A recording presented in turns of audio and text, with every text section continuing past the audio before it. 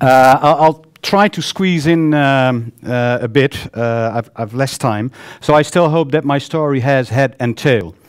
Thank you for your introduction, Gerdy, and goedemorgen, Toronto. I would like to tell a bit about my own experiences as a Dutch person working for a Canadian company in the Netherlands, and I would rather look at interpersonal relationships rather than at tax laws or investment opportunities like the previous speakers have done. When I started working for Air Canada, the first thing I did was join the Netherlands Canadian Chamber of Commerce, in short NCCC, because where else would I be able to pick up business leads and increase my network, and not only increase my network, also increase my knowledge. The first seminar I attended from the NCCC was a seminar on cross-cultural differences, and one of the things I picked up there is that the Canadians considered the Dutch so pragmatic that we sometimes made the mistake of trying to be too fast, to reach a solution too fast, to get answers too quick, and especially to get the signature underneath a contract too quick.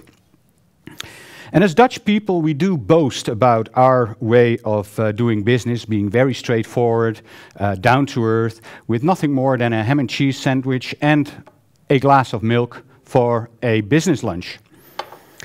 I do not wish to speak in stereotypes only, but there is a bit of truth in this, and we still have that. For many, many years, hundreds of years, the Dutch were traders, and we loved making money, but we hated spending it. At the same time, as Dutch business people, we should realize that our way of doing business is not leading.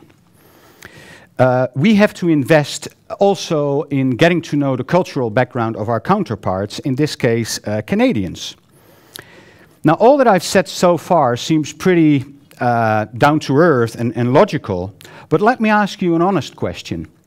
Do you really take time to get to know the other side of the table? Do you really spend time on looking at what are the differences in doing business between different cultures? Or are you simply looking at the email, the RFP, or the questions your client is asking you on the product specs you offer? I dare say that there can be some improvement there, and needless to say, that also goes for me. In this respect, I must conclude that the Dutch could be a bit more modest when advocating that they are such clever business people since the Golden Age. Many years after that first seminar, I did a course on cultural leadership, and one of the things I learned, I worked with there was the Enneagram type indicator. And the Enneagram typifies people or classifies people into 9 different character types, and it helps you to assess people and to understand why they react the way they do, which you might not have expected. I first started using it only for job interviews to see if a person would fit in our team, but I also sometimes now use it when trying to assess a client. And the funny thing is that you already in an email can quickly pick up what kind of people you are dealing with. If you get questions which are full of statements or assumptions, you're probably dealing with the dominant type. But if you get a lot of what-ifs, you may think the client is a pain in the butt. However, this client is only asking you a question because he wants more info, so he's interested. And B, he probably or she wants to avoid any possible scenario, negative scenario, before taking a decision. But once that person has taken a positive decision, you have a friend for life. Now, all that I've said so far is basically looking at myself and the way how I think I should interact. But there's a fine line between self-confidence and arrogance, and it's just that balancing act we have to perform. Looking at the Canadians, however, I feel that over the past 13 years, how I got to know them is that they are very often a bit too modest. Perhaps it makes sense for them to be a bit more arrogant in order to get a bit more self-confident look. Looking at North America as a whole, I find the Canadian approach much more European than American. The French and British influences are still there. And the fact that there is over 1 million Canadians from Dutch descent help explain why we have close and warm relationships.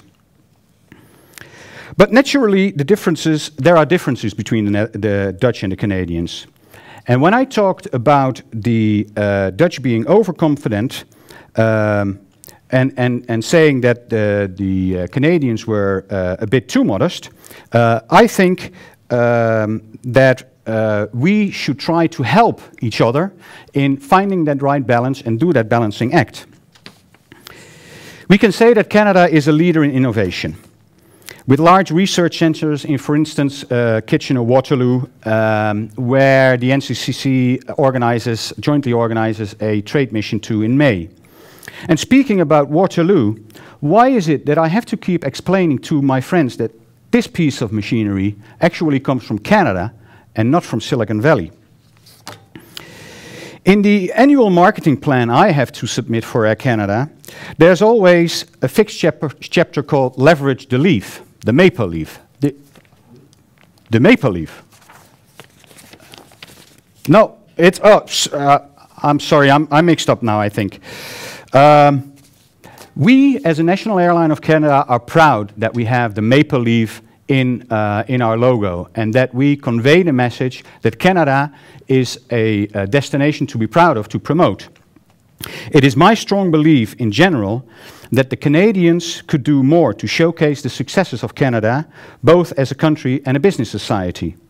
Remember, there's very little traffic in the extra mile, so be proud of Canada and advocate this. Bernard de Mandeville, a philosopher from the 1600s, once said, "Because impudence is a vice, it does not follow that modesty is a virtue. It is built upon shame, a passion in our nature, and may be either good or bad, according to the actions performed from that motive." So what we learn from this is that modesty can be either good or bad, a virtue or a vice, depending on how we use it. It is my wish that Canadians will find a way to be a bit less modest. And just to close with a note on myself, giving 3 characteristics on myself, I know that I'm pretty handsome, highly intelligent, and extremely modest. Thank you.